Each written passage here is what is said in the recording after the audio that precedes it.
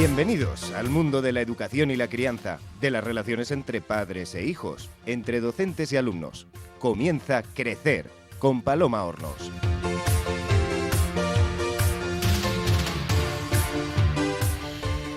Simone de Beauvoir, filósofa, escritora y profesora francesa, decía que los hijos no son el juguete de los padres, tampoco la idealización de su necesidad de vivir, ni tan siquiera sucedáneos de sus ambiciones satisfechas. Los hijos son la obligación de formar seres dichosos. Recién convertida en madre, con la motivación de querer lo mejor para sus hijos, Miriam Tirado, nuestra invitada de hoy, comenzó a escribir un blog sobre crianza. Desde entonces han pasado más de una década, miles de entradas, y Miriam Tirado se ha convertido en un referente de la crianza consciente y respetuosa en España.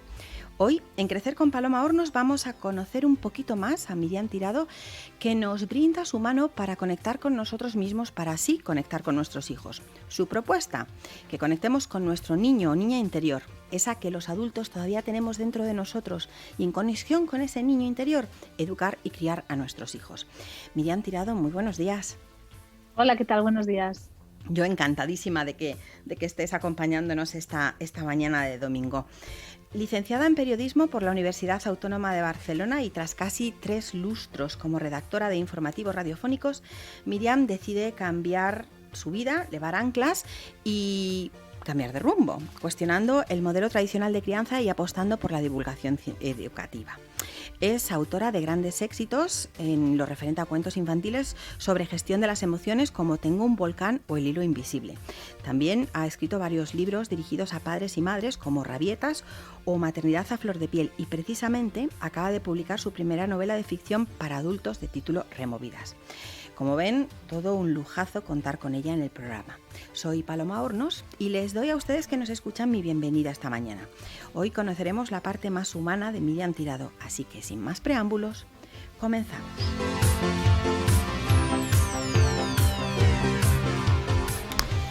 Se define a sí misma como consultora de crianza consciente y periodista especializada en maternidad, paternidad y crianza. Miriam, ¿qué entendemos por conectar? Porque tu sugerencia es que conectemos con nuestros hijos. Sí, conectar significa estar muy presentes en el ahora y en el aquí y así captar, ¿no?, de alguna forma cómo está nuestro hijo, cómo estamos nosotros y desde ahí podernos comunicar de una forma asertiva y comprendernos mejor. Y precisamente de conexión trata su obra El hilo invisible, un álbum ilustrado en el que aborda la importancia de los vínculos. Parte de una hermosa metáfora, la de que del ombligo salen hilos invisibles que nos unen a las personas y a los animales que queremos, más allá del tiempo y del espacio. ¿Qué quieres explicar al lector con esta metáfora? ¿Cuál es el fondo, no? Pues que no somos solamente un cuerpo, que somos mucho más y que hay cosas que no se ven y que no se pueden tocar, pero que existen. Hay muchísimas cosas en este mundo que no se pueden tocar ni ver con los ojos y normalmente estas cosas son de las más importantes, ¿no? El amor, cómo se cuantifica el amor, cómo se toca, cómo se ve, no se ve, se transmite y se transmite como que es una energía, ¿no? Es una energía y al final nosotros también somos energía y la energía sabemos que ni se crea, ni se pierde, ni muere. La energía lo único que hace es que se transforma, ¿no? Entonces cuando yo creo firmemente en que podemos estar separados y a la vez conectados, muy conectados, y que en esta separación puede ser pues porque estamos unas horas hijos y padres pues lejos, unos días, unos meses, o podemos estar separados físicamente porque alguien ha muerto, ¿no? Pero aún así existe, yo creo, esta conexión, ¿no? Y toda la gente a la que se nos ha muerto alguien, creo que esto lo sabemos, ¿no? Que a pesar de que esta persona, ¿no?, si ha sido alguien importante para nosotros, a pesar de que no esté, sigue habiendo una conexión con esa persona y para contarlo a los niños yo me inventé El hilo invisible, que en realidad es la historia que yo le había contado a mi hija mayor, que cumplirá 12 años, cuando tenía 3 y empezó a ir al colegio y teníamos que estar separadas bastantes horas y entonces ella me decía, ¿y si te echo de menos?, ¿no? Y yo le empecé a contar que, bueno, que no se preocupara, que a pesar de no estar juntas, yo estaba siempre con ella y ella estaba siempre conmigo, ¿no? Y eso le daba mucha seguridad, ¿no? Y bueno, pues cuando me preguntaron si quería hacer un libro sobre el vínculo, pues pensé que esta era una buena metáfora para que los niños conectaran con la fuerza del vínculo. Porque libros de vínculo y temas sobre el vínculo referidos o dirigidos, mejor dicho, a adultos, hay bastante bibliografía, pero muy poquito libro destinado a hablar de vínculo a los niños. ¿Cómo fue? En realidad hay muy pocos libros que traten para niños sobre temas abstractos. Y es lo que a mí me gusta, ¿no? A contar cosas complicadas, abstractas y además profundas a los niños. Porque yo creo que son temas que a ellos también les tocan, que es necesario que comprendan y que integren en su vida, porque esto les ayudará a vivir mejor. El libro destaca sobre todo la importancia de eso, de lo que estás diciendo precisamente, de las cosas abstractas, de las cosas invisibles. Somos hoy en día que vivimos como muy aquí, muy con los pies demasiado en la tierra. ¿Somos conscientes del tesoro que hay en las pequeñas cosas y en los pequeños actos? Yo creo que no lo suficiente, no lo bastante, ¿no? A lo mejor la pandemia sí que nos ha hecho volver más a lo esencial, pero en general vivimos en un mundo muy material, donde lo que tiene valor y a lo que se da valor es al hacer y a lo que se toca, no al estar o al ser y a lo que no se ve. Uh-huh. Y sí que creo que un mundo donde todos estuviéramos más conectados a un nivel más espiritual, y no estoy hablando de religiosidad, sino de espiritualidad, pues estaríamos mejor, sin duda, porque al final lo esencial, ¿no? Como decía ya el Pequeño Príncipe, es invisible a los ojos. Así es. Cuando hablamos de vínculo, ¿exactamente a qué nos referimos? ¿A eso algo que nos une, ese algo que me hace sentir de una cierta forma hacia ti o que me hace percibir tu cariño o tu presencia, o es un poquito todo? El vínculo es lo que nos une, pero este vínculo no necesariamente tiene que ser seguro o amoroso. Hay muchos tipos de vínculo, hay vínculos que no son seguros y que no son amorosos, y hay otros vínculos que sí. Entonces, el vínculo es todo lo que te une a personas, ¿no? Algunas que son súper queridas y otras que no tanto. Pues hay un vínculo menos potente, ¿no? Pero lo que a mí me gusta ayudar, a lo que me gusta más ayudar a los padres es a que fortalezcan ese vínculo con sus hijos, porque pase lo que pase, siempre quede este vínculo, ¿no? Un vínculo seguro, amoroso, respetuoso, donde siempre ellos, pase lo que pase, puedan recurrir a él, ¿no? A esa fuerza del vínculo, ¿no? Saber que, bueno, que tus padres te aceptan tal y como eres, que tus padres siempre están, ¿no? Pues eso creo que es un vínculo que les puede ayudar muchísimo a sentirse con una autoestima más potente, más fuerte, y al final sentirse de alguna forma más seguros en esta vida, con más confianza en la vida y más asentados, ¿no? Porque realmente cuando yo me siento aceptada y querida y siempre siento que hay un nido seguro al que volver, también me atrevo más a salir de él, ¿no? Por supuesto, a volar. Claro. Te sientes segura y eso te da fuerza y alas para volar. Cuando el apego no es seguro, cuesta muchísimo volar, porque siempre hay esa desconfianza de, wow, si estoy aquí y ya tengo miedo, pues imagínate explorar nuevas situaciones o nuevos mundos, ¿no? Pues precisamente acabas de enlazar dos conceptos que justo te iba a preguntar. Cuando hablamos de vínculo y hablamos de apego, que son dos figuras de las que últimamente estamos oyendo hablar mucho, ¿estamos hablando de lo mismo? Para mí sí. Al final, lo que pasa es que el apego se ha tratado más en temas de pues, psicología, etcétera, y el vínculo, a mí me gusta más hablar de vínculo, en realidad, lo encuentro más espiritual. Cierto. Y muchísimo más amplio, y el apego es un concepto que se ha usado más en términos de psicología. Pero al final, ¿no? Si vamos pues en el fondo del fondo, pues eso, ¿no? Yo creo que quizá la diferencia es esta vertiente más espiritual del vínculo. Algo como lo que acabas de recordar, que es la situación en la que tu hija se tenía que marchar al colegio y vais a pasar tiempo separadas. Vivimos todos atacados con jornadas laborales interminables, extraescolares, muy poquita conciliación familiar, y a veces tenemos que delegar el cuidado o la atención en cierto modo de muchos de nuestros hijos a personas o familiares.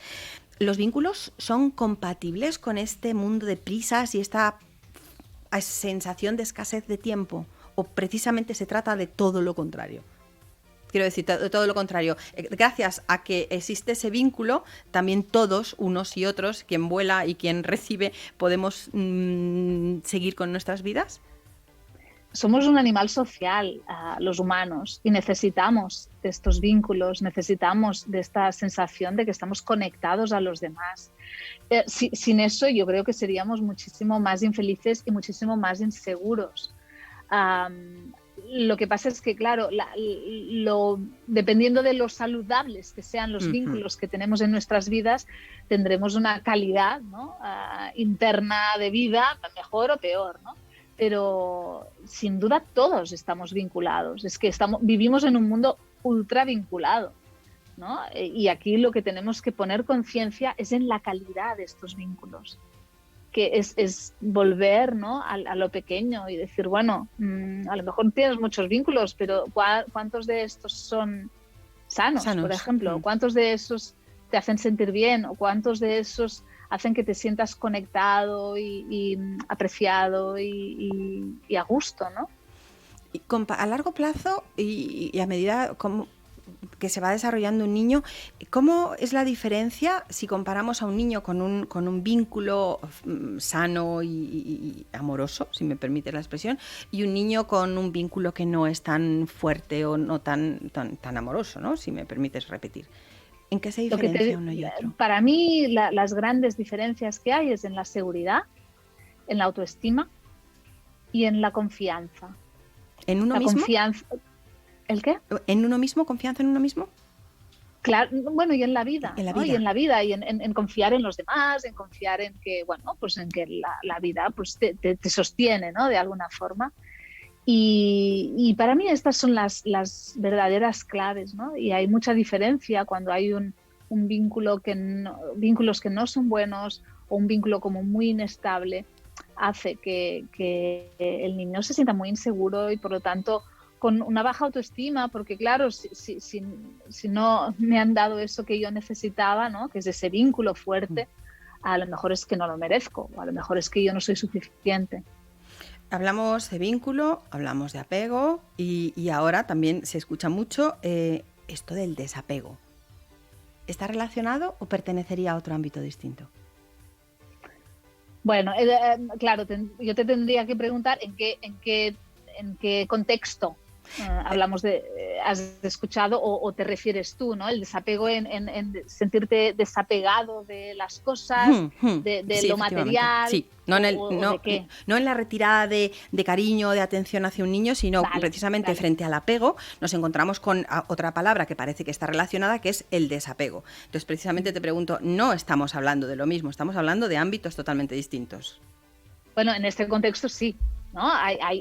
Podríamos hablar de desapego en la infancia, pero en este caso, ¿no? Yo creo que a lo que tú más te refieres es a eso, ¿no? Cuando en temas de crecimiento personal, por ejemplo, se habla del desapego, y el desapego es a lo material, ¿no? De desapegarte de las cosas, de lo que no eres, ¿no? No somos este cuerpo, ¿no? Por lo tanto, tenemos que desapegarnos de nuestro aspecto físico, sabiendo que, bueno, este cuerpo está muy bien, que nos ayuda a movernos, a tener una vida humana y terrenal, pero que somos muchísimo más que este cuerpo. Desapegarnos a lo material no son las cosas que nos hacen felices, porque tú puedes quedarte sin todo lo que realmente importa, pero todo lo material y serás un infeliz, ¿no? Entonces, desapegarnos de lo que no aporta, ¿no? Y en cambio, pues tener un buen apego con lo que sí. Vínculo, Y como también mencionabas hace un instante, todas esas personas que pertenecen a nuestro ámbito más cercano y que han desaparecido porque han fallecido. ¿Cómo podemos preparar a los niños para afrontar la muerte de un ser querido? Prepararlos en caso de que todavía no hayan muerto, ¿eh? ¿Te refieres? Es decir, esta persona querida. Sí, o bueno, el abuelito, por así decirlo, ha fallecido, y ¿cómo se lo explicamos? ¿Cómo le acompañamos en ese duelo de algo que quizá tampoco él entiende muy bien qué ha ocurrido, ni qué supone, ni que de ahora en adelante pues está, como muchas personas dicen, está en una estrella y te mira desde arriba? Bueno, hay distintas formas de explicarlo. ¿Cómo crees tú que es lo más saludable para todos? Para mí es básico y vital que los adultos hayamos reflexionado e integrado la muerte como algo natural, algo que sucede y algo que no tiene que asustarnos. Si esto no lo hemos hecho anteriormente, todas nuestras creencias o toda nuestra emocionalidad al respecto de la muerte, cuando hablemos de la muerte con nuestros hijos, va a salir. Entonces, dependiendo de cómo yo lleve la muerte, si la llevo mejor o peor, cuando yo hable de la muerte con mis hijas, todo eso saldrá. Y por lo tanto, si yo vivo la muerte como un tabú, cuando yo hable con mis hijas, por mucho que yo quiera ayudarlas y acompañarlas a que lo puedan vivir de una forma asertiva, lo que yo les estoy transmitiendo es, ojito, que esto es un tema tabú, a mamá no le gusta hablar de eso, a mamá le pone muy triste hablar de eso, y este es un tema al que tenemos que poner todas las alertas y alarmas y todo, ¿no? Entonces, estoy como, bueno, pues reproduciendo un poco la cadena esta del tabú al respecto de la muerte. Por lo tanto, para mí lo primero antes que empezar a hablar con los niños, es que nosotros hagamos nuestro trabajo al respecto de la muerte. Y luego, cuando yo ya sé qué opino de la muerte, qué pienso de la muerte, cómo la vivo, cómo la siento, luego podré hablar con mis hijos. Porque si no, cuando les decimos, por ejemplo, no, es que el abuelito está en una estrella, pero yo no creo que esté en una estrella, el niño está conectado con lo que siento, no con lo que digo. Entonces, claro, él nota que eso es incoherente, que yo estoy diciendo algo, pero que yo eso no me lo creo. Y nota que hay una incoherencia, hay algo que no cuadra, ¿no?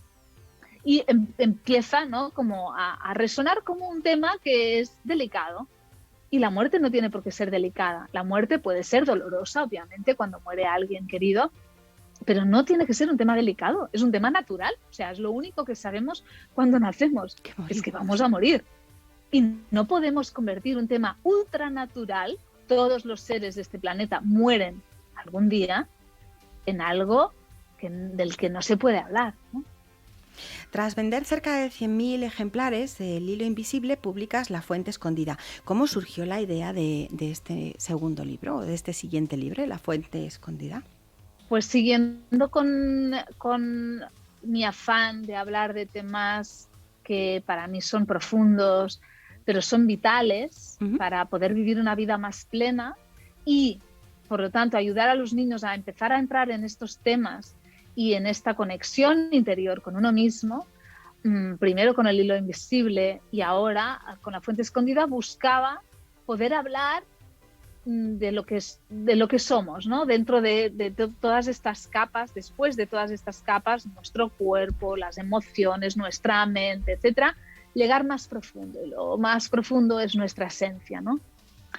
Que para mí, como metáfora, ¿no?, para un niño, para que lo comprendiera, pues pensé que la fuente era algo bonito, ¿no? Porque yo por ejemplo, cuando yo escribo, me conecto a este lugar, ¿no?, que es un lugar como muy dentro de mí, donde ahí siempre está pues saliendo agua, ¿no? Es como una fuente que nunca para, y ahí encuentro la creatividad, ahí encuentro la felicidad, ahí encuentro la paz, la calma.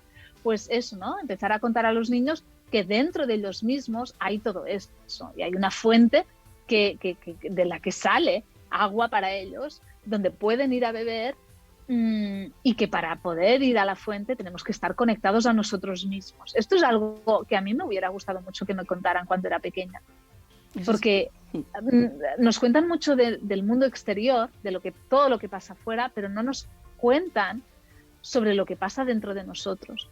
Y no somos conscientes que sin conocer lo que sucede dentro de nosotros y sin poner eso que sucede en nosotros en un lugar sano, ¿no? Y de comprensión y bueno, pues de fluir y de canalizar las emociones que sentimos y tal. No podemos vivir una vida plena y sana emocionalmente, psíquicamente. Por lo tanto, es vital que nos instruyamos en el conocimiento de nosotros mismos y ayudemos a nuestros hijos a ir por el mismo camino. La historia trata sobre Paul y su padre que buscan y recuperan esas ganas de hacer lo que realmente les gusta y les hace feliz. ¿Qué es para ti de todo lo que comentas o lo que planteas en el libro, qué es lo más importante de esta historia que quieres hacer hincapié que nadie se lo pierda?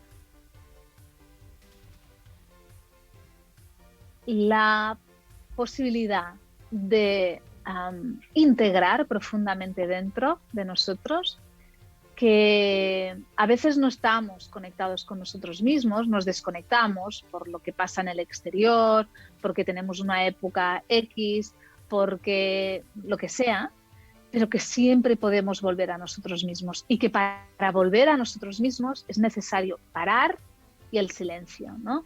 El silencio, parar, la naturaleza son cosas que nos ayudan a entrar dentro de nosotros y ahí encontrar eso que está esperando ser visto, ¿no? Para poder nosotros, cada uno, poder brillar en aquello que pues, se nos da bien o nos gusta o lo que sea. Miriam, ¿qué opinas? ¿No tenemos pasión por vivir o es que la vamos perdiendo por el camino? Los niños siempre tienen pasión. Uh-huh. Nacemos con pasión. Pero nos vamos desconectando de nosotros mismos porque nos van influenciando creencias de los demás, expectativas de nuestros padres, influencia de la cultura, de la sociedad, del momento histórico en el que vivimos, y todo eso nos va, de alguna forma, alejando de aquello que hemos venido a ser, ¿no? Y a veces pues, se requieren años y tiempo para volver a encontrarnos. Y a veces quizá ni siquiera lo encontramos. Bueno, porque no lo buscamos, ¿no? Hay veces que no, ¿no?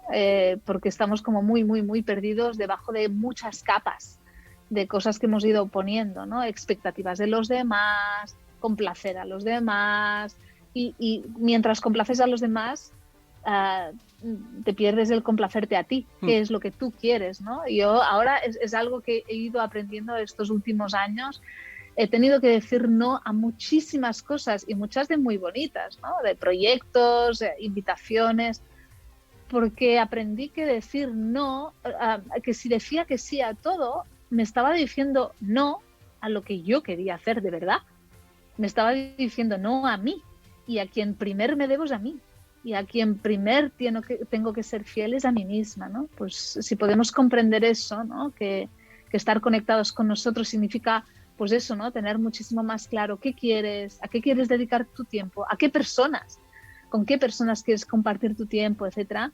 Eso nos permite estar en una vibración alta, ¿no? Porque estamos conectados con eso que somos. Claro, porque ahora intentamos educar o fortalecer o enseñarle a nuestros hijos técnicas, por ejemplo, como sobre la asertividad, pero si efectivamente no les hacemos llegar, o sea, no les llega o no les mandamos el mensaje de esa asertividad, realmente para qué sirve, porque tengo derecho a decir que no, tampoco van a saber utilizarla. Porque creo que el problema está que... Claro, y para poder enseñarles eso, tenemos nosotros primero que practicarlo. Totalmente. Porque somos ejemplo. Y al final no es tanto lo que yo digo, sino lo que yo hago, lo que mi hijo está copiando, ¿no? Entonces, por eso un hijo te ayuda a crecer tanto a todos los niveles, ¿no? Cuando eres madre o padre, porque te obliga a ponerte las pilas. No hay escapatoria.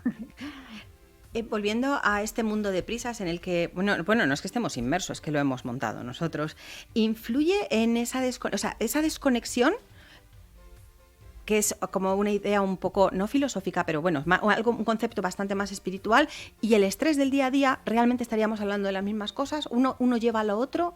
¿Cómo sí, el estrés, el estrés es el enemigo de la conexión. O sea, cuando uno está estresado no está conectado a nada. El estrés, el ruido metafórico y el ruido de verdad, ¿no? Sí. O sea, cuesta mucho estar conectado con uno mismo cuando hay estrés, cuando hay agobio, cuando hay ruido, cuando hay preocupación, cuando hay una actividad mental muy elevada y cuando se da tanta importancia al hacer, ¿no? Al hacer cosas, ¿no? Uno no ha terminado de hacer una cosa que ya está pensando en lo próximo que va a hacer, ¿no? En vez de tener presencia plena en aquello que estamos haciendo, en este momento presente, ¿no? Estamos muy desconectados del presente y al final nuestros hijos esto nos lo pueden enseñar muy bien, porque un bebé nace absolutamente conectado a su aquí y ahora, no sabe nada del pasado y del futuro, solamente vive el presente. Y nosotros podríamos copiarles e imitarles, porque eso nos haría bastante más felices de lo que somos cuando estamos en otro lugar que no es en el presente. No todo es literatura infantil, porque tu siguiente obra va dedicada a uno de los temas que más preocupan a los padres, que es lidiar con las rabietas. ¿Cómo nace este libro? Este libro nace después de yo haber experimentado todo un crecimiento alrededor de la rabia. Es una emoción que a mí me encanta porque es muy potente la rabia, es un motor muy heavy de vivir y también es muy complicada de acompañar en los demás porque nos asusta, ¿no? Y claro, cuando mi hija de 3 años, o sea, mi primera hija cuando tenía 3 años y empezó con las rabietas, no empezó ella con los 2, empezó con los 3 y yo me tuve que enfrentar a esa rabia, a esa energía tan bestia que ella sacaba, ¿no? Sin ningún reparo y sin ningún filtro, como son los niños. Pues me tuve que poner muchísimo las pilas en el que me removía a mí, qué cosas me pasaban, la dificultad de autocontrol, etcétera, ¿no? Y ya en mi carrera profesional, acompañando a las familias, me daba cuenta que la rabia es la emoción por excelencia que todos llevamos peor. Y pensé que era necesario pues, echarles un cable a través de lo que yo había vivido y mi experiencia y mi forma de pensar la rabia, ¿no? Que yo creo que es una oportunidad muy, muy bonita la que nos ofrecen nuestros hijos con sus rabietas, porque nos ayudan a comprender y a canalizar nuestra propia rabia que muchas veces hemos reprimido muchísimo desde nuestras infancias, ¿no? Sí, quizá porque tampoco hemos crecido en una forma de educación que no se prestaba a ello, sino todo lo contrario, la represión. Cuando digo represión es reprimir muchísimas emociones y se han quedado ahí dentro de esta olla a presión que todos en el fondo un poco somos y Totalmente. ellos nos las destapan. Los rankings siempre resultan interesantes. ¿Y cuál dirías tú que es el top 10, por así decirlo, de las rabietas más comunes? Las rabietas más comunes en esta primera infancia, que dirá, y la etapa de rabietas, que normalmente es de los 2 a los 4 años, es la etapa más intensa de rabietas, son por hambre, son por cansancio, por sueño y también por frustración, por cuando algo que ellos quieren pues no puede ser. Pero muchas son por necesidades básicas no satisfechas. Hambre, sueño, cansancio, querer jugar y no poder, necesidad de movimiento libre. Muchas rabietas son evitables porque tienen que ver con una necesidad básica no satisfecha y otras que ya no son evitables son las rabietas por frustración. ¿Cómo manejamos una de frustración? Porque podemos a ver, el manejo creo que es básicamente similar unas con otras, pero quizá es mucho más fácil darnos cuenta de lo que nos está pidiendo. Es que tiene frío, que tiene sueño y evidentemente se pone pesado, si me permite la expresión, porque está cansado, pero ¿y con la frustración qué hacemos? Cuando se te monta un pitote en el supermercado porque quiero, ¿qué hacemos con eso? Lo primero, aislarnos, porque si estamos pendientes de lo que pasa a nuestro alrededor y del que dirán y de que nos están mirando, nos estamos desconectando de nuestro hijo, que es el que está sufriendo y el que nos necesita, ¿no? Esto es lo primero. Pero luego pensar siempre que las rabietas por frustración, como consideramos y juzgamos esas frustraciones como tonterías, ¿no? Se ha frustrado porque en vez de darle el plátano sin pelar, para que lo pelara él, yo se lo he dado ya pelado, ¿no? Y luego el niño, pues claro, en su cabeza tenía que el plátano se lo pelaba él, cuando tú se lo das pelado es un cataclismo, ¿no? Para muchos adultos eso son tonterías, ¿no? Pero claro, en la mirada de un niño de 2 años y medio no es una tontería, es lo más importante que le está ocurriendo en este preciso instante. Y como solamente vive en el presente y no puede anticiparse y decir, bueno, hay más plátanos en el mundo. No, Él quiere ese y lo quiere pelado, ¿no? O sea, quiere pelárselo él. Uno de los grandes problemas a la hora del manejo de las rabietas por frustración es que no comprendemos que para ellos no son tonterías, son cosas muy importantes, y luego pues nos enfadamos porque al considerarlo tontería, pues pensamos que no es para tanto, no hay para tanto. Por lo tanto, es un me la lías por esto, ¿en serio? ¿No? Sí. Y luego nos acabamos indignando nosotros, cosa que lo que hace es complicar esa situación, porque a una energía ya muy potente le añadimos la nuestra, que es doblemente potente porque somos adultos, ¿no? Entonces ahí se monta un pitote muchísimo peor del que había inicialmente. Porque lo que está clarísimo y no podemos olvidarnos es que pese a que nosotros lo consideremos una nimiedad, está sufriendo.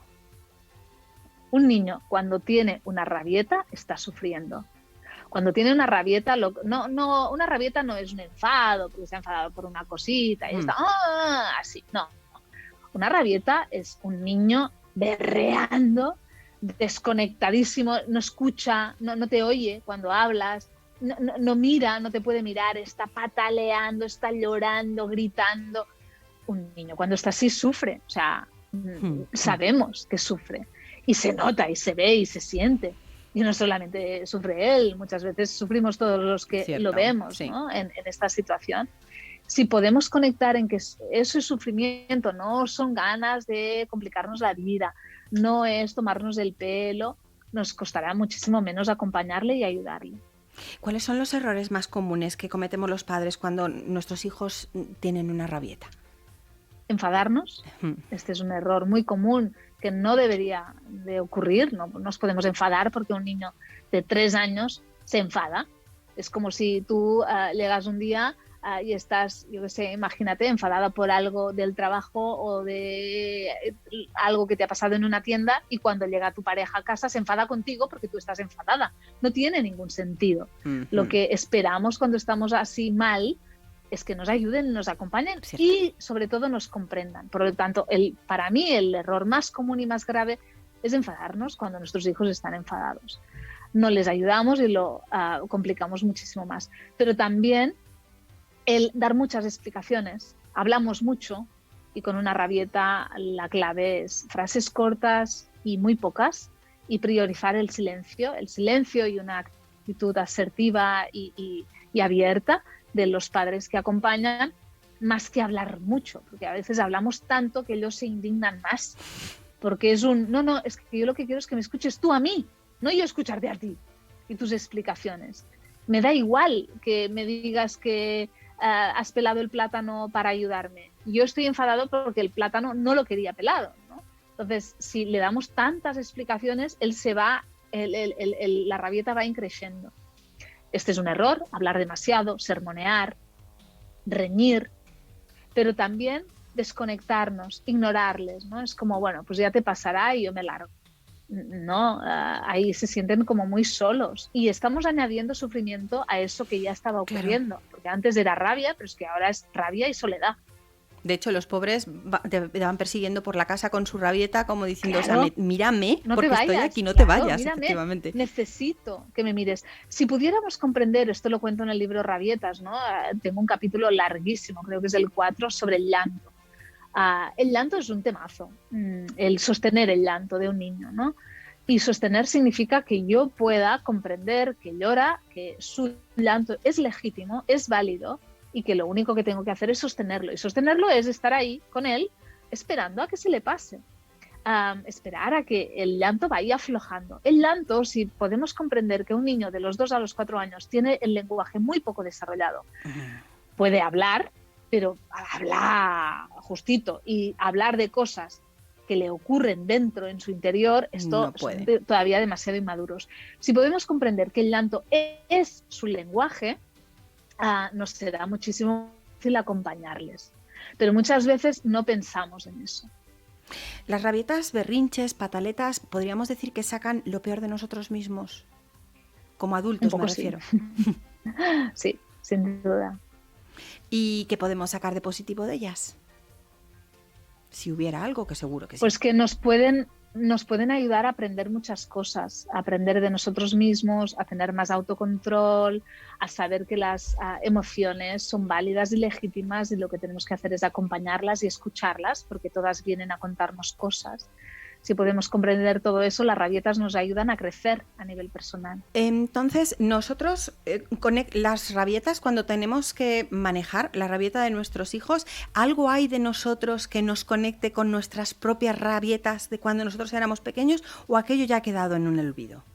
No, claro, todo nos conecta. O sea, nuestros hijos nos hacen de espejo y esa ira, esa rabia que sale, nos conecta con la nuestra, que no ha sido gestionada ni canalizada y que muchas veces ha quedado reprimida en nosotros, ¿no? Entonces es como un recordatorio de, oye, tú dentro de ti tienes esa rabia. Por eso los padres se enfadan tanto cuando sus hijos tienen rabietas, ¿no? Porque con esa rabia no saben qué hacer y les sale la suya propia, una rabia que nadie les ha enseñado a tratar, ¿no? Y a saber, pues, canalizar de una forma asertiva. Después de rabietas, Removidas, historias a flor de piel. Es la reciente y primera novela de Míriam Tirado, también publicada en catalán, que trata sobre un año de vida en el que todos los protagonistas están interconectados por precisamente ese fino hilo por el que todos estamos unidos. De nuevo, trata sobre la conexión, quizá de la conexión cuando menos conectados y a la vez más conectados estábamos. ¿Surge al hilo de tus propias removidas? Bueno, mías y de todo el mundo. Todo el mundo. O sea, yo creo que todos nos removemos continuamente por cosas que nos pasan en el trabajo, en las familias, en las relaciones con nuestros padres, con nuestros hijos. O sea, la vida es emocionarnos continuamente por muchas situaciones, y emocionarnos significa vivir un montón de emociones: alegría, tristeza, felicidad, rabia, miedo. Pero en este año pasado, en este año desde que empezó la pandemia, pues todavía más, ¿no? Ha sido, yo creo, el año de la gran removida. Todo el mundo se ha removido. Es imposible que alguien no se haya removido con todo lo que ha ocurrido. Y sí, nace de mis removidas, pero también las de todo mi entorno. ¿De qué trata Removidas? Pues trata de, pues, unos personajes que empiezan el año pues con sus propias removidas y sus propias historias, uno que se ha separado, el otro que tal, y irrumpe la pandemia, y luego es seguirles en este año.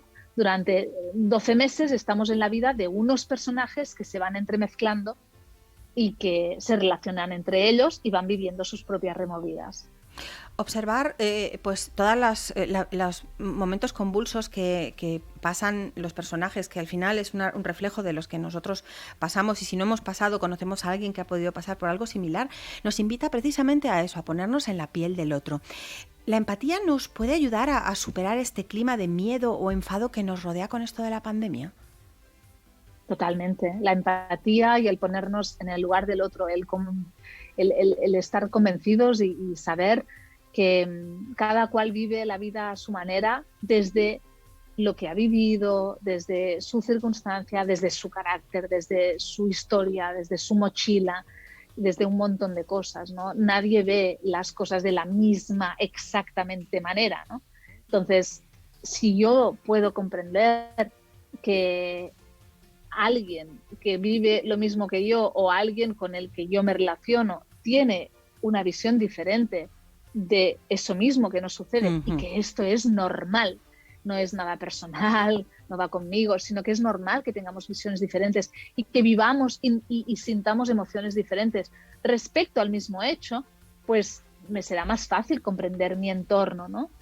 Y por eso en este libro lo que hago mucho es de una misma, pues de un mismo conflicto, que se vean los distintos puntos de vista y el porqué de estos puntos de vista de los distintos personajes que están mezclados en este conflicto, ¿no? Cuando tuve el gusto de leer la obra antes de esta entrevista, me recordaba en cierta manera a la película esta de La ventana indiscreta, en la que el lector se asoma al mundo de cada uno de los personajes, observando y empatizando con ellos, que además no son pocos. ¿Hay historias reales en las que te inspiraste? Reales no hay todo es inventado, todo es ficticio, pero al final lo que sienten es muy real. Totalmente. Todo lo que viven los personajes es muy real. Entonces, mi padre un día me dijo, este libro de ficción es el menos de ficción que he leído, ¿no? Porque todo lo que sienten yo también lo he sentido, ¿no? Es decir, se sintió muy identificado con muchos personajes. ¿Pero por qué? Pues porque estoy hablando, es un libro que habla de emociones. Y todo el mundo sabe lo que es la tristeza. Y a pesar de que tengamos distintas maneras de sentir o distintas maneras de ver la realidad, todos sentimos emociones, rabia, tristeza, frustración, sensación de insuficiencia, etc. Y cuando vemos a un personaje que le ocurre eso, pues resonamos con él. Hay personajes femeninos, personajes masculinos y además hay una clara identificación de género, porque hombres y mujeres no sienten igual, ¿verdad? Es que no siente igual nadie. Entonces, claro, hombres y mujeres pues tampoco. Pero yo creo que yo he hablado muchas veces con amigas de la distinta forma en que delante de una misma realidad cada cual, ¿no?, sentimos distinto. Yo soy muy intensa y lo siento todo como muy intensamente, soy de alta sensibilidad, entonces lo vivo de una forma y tengo otras amigas que lo viven distinto, ¿no? Todos sentimos distinto. Removidas nació, iba a ser, por lo que tengo entendido, un cuento que comenzaste a escribir en Navidad y en algún punto de su evolución o de su desarrollo, de nacimiento, se transformó en una novela. ¿Qué te llevó a...? Mira, en una Navidad empecé a escribir sobre las removidas que la Navidad conllevaba a nivel emocional para mucha gente, ¿no? El volver a casa de tus padres, el encontrarte con ese cuñado que tal, el tener que comunicar cosas el día de Navidad, bueno, los conflictos que aparecen en esos días, ¿no?, que son muy removidos, todo el mundo está como muy a flor de piel. Y empecé a escribir sobre las removidas internas emocionales de esa época, la Navidad.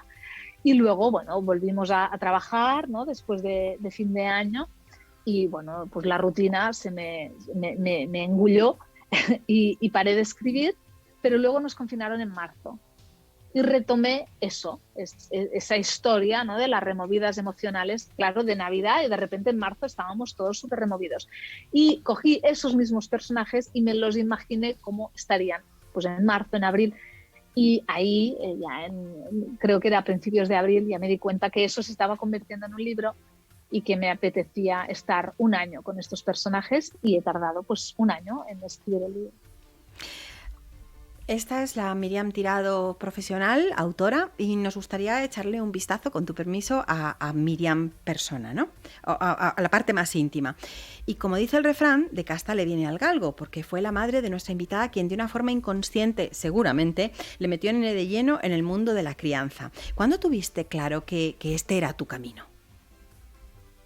Cuando lo tuve claro fue cuando tenía 25 años, que ella me invitó, 25 o menos, 20, ahora no me acuerdo, pero me propuso escribir un libro para adultos a 4 manos, donde ella lleva 30 años acompañando parejas en sus gestaciones, y me propuso escribir un libro en el que yo, como yo era periodista y trabajaba de periodista, hiciera las entrevistas que ella me dijera, ¿no? Entrevista a esta persona y a esta y a esta. Entonces yo en este libro me encargué de las entrevistas.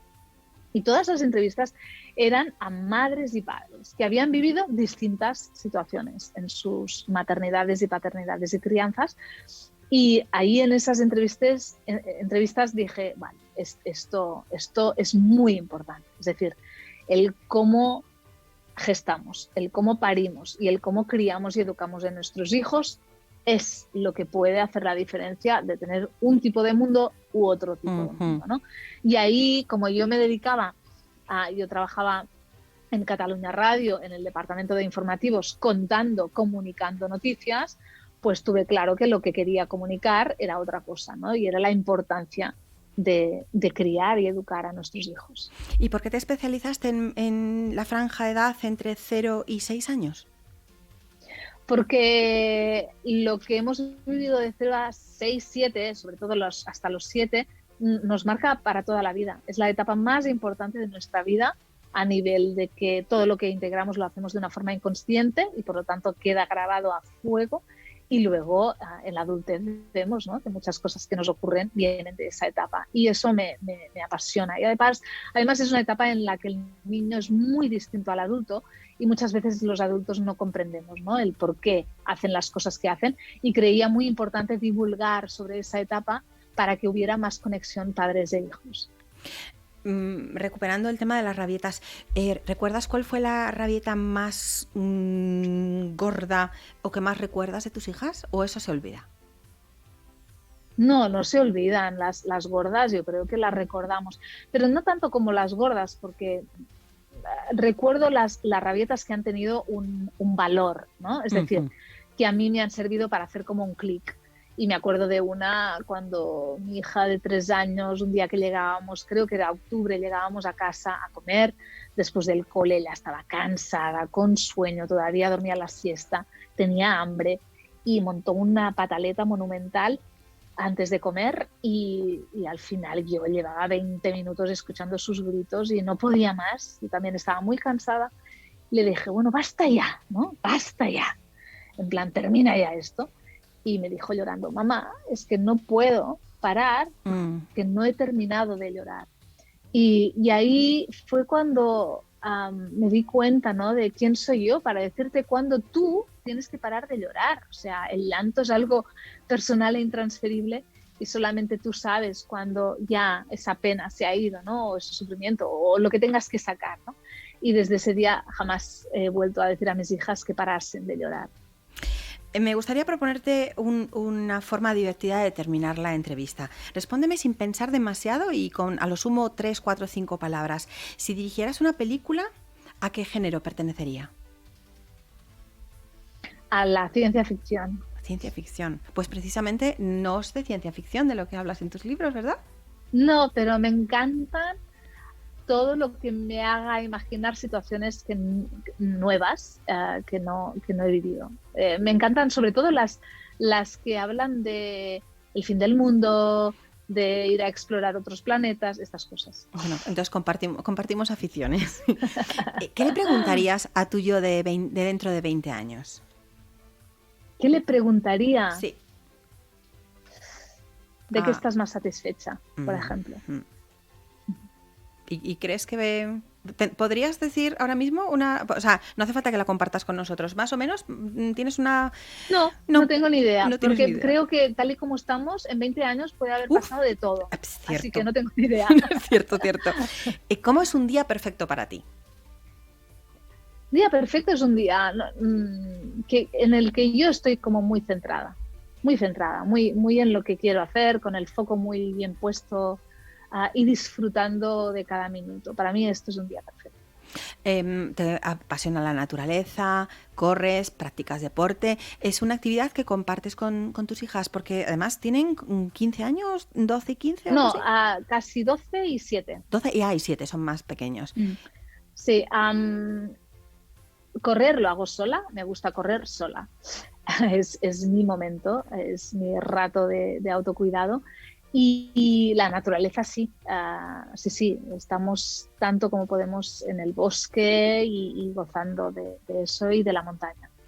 Si fueras un producto, ¿qué eslogan sería el perfecto para ti? Uf, qué difícil. Ay, lo siento. Un producto.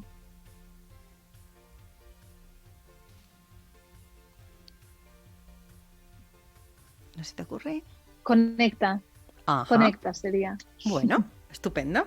Y si un oso te atacara, ¿qué harías para sobrevivir? Si un oso me atacara. Un oso o un perro o algo muy grande te atacara, ¿qué harías para sobrevivir? ¿Qué haría para sobrevivir? Mira, es que ahora me has dicho lo del oso y vi una peli donde el protagonista... o sea, si corres, un oso, que puede parecer que no corre, resulta que corre mucho. Entonces, correr no es una buena idea. Y que la mejor idea es quedarte quieto y gritar. Entonces, como vi eso, si lo hubiera visto, a lo mejor me quedaría quieta y me pondría a gritar muy fuerte para asustarlo, claro. ¿Y qué es lo más loco que Miriam Tirado ha hecho por amor? Por amor. Pues mira, lo más loco que he hecho por amor es ir cada fin de semana Bueno, no, perdón. Lo más loco que he hecho por amor es irme así, coger un billete de avión de un día para otro e irme a Buenos Aires, Argentina. Bueno, eso sí que es todo un... Eso sí que es loco, efectivamente. Sobre todo porque no estaba previsto y era como un cambio de plan radical y volar a Argentina, que al final hubo mal tiempo y me quedé en Uruguay. Bueno, pues eso sí que fue un cambio total, eso sí que no te lo esperabas. Sí, un cambio total, pero bueno, al final llegué a Buenos Aires. Pues esta es Miriam Tirado, alguien pues en el fondo como usted y como yo. Gracias, Miriam Tirado, por ser como eres y sobre todo por habernoslo venido a contar. Un placer, gracias. Para Miriam Tirado hay otra forma de criar a los hijos que es desde la conexión, la consciencia y el respeto. Conocimos a Miriam Tirado por su metáfora del hilo de conexión que parte de nuestro ombligo y por las rabietas, esas que con frecuencia sacan a la luz nuestra peor faceta como padres, y en esos casos la tristeza y la sensación de fracaso son inevitables. Nos ha invitado a sus removidas, conectando con nuestras propias durante esos duros y largos meses en los que nuestro mundo se paró y se circunscribía a nuestros pensamientos y a las 4 paredes de nuestra casa. Hoy, en Crecer con Paloma Hornos, hemos conocido un poquito más sobre ella y su faceta personal. Gracias, Miriam Tirado, por tu generosidad y por acompañarnos esta mañana. Muchas gracias. Gracias, ha sido un placer. Y cómo no, gracias a ustedes que nos escuchan fieles cada semana. Ya lo dice Miriam Tirado, educar de forma consciente es, en realidad, un acto revolucionario. Así que, bienvenidos a la revolución. Hasta aquí el programa de hoy. Recuerden, tenemos una nueva cita la semana que viene. Estrenamos juntos los domingos a las 9 de la mañana en Crecer con Paloma Hornos.